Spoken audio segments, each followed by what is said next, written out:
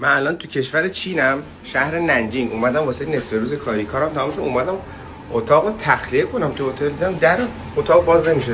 زنگ ریسپشن گفتم چرا در باز نمیشه؟ گفت یه آنفولانزای جدید اومده، همه رو قرنطینه که از من تست گرفت. این چه صدایی میاد یا آقا؟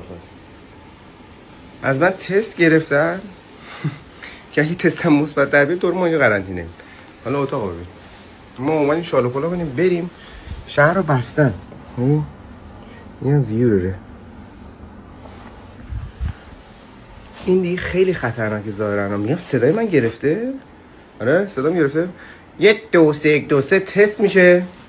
چنگ دل آهنگ دل کش میزند. گرفته صدام یا اول فصل اول شورت هم با خودم 2 تا بیشتر نیارم. من چیکار بکنم؟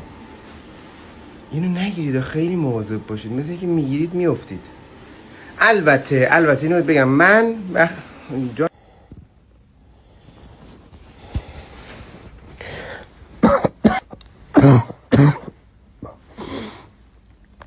حالم خیلی بده. چیکار کنم؟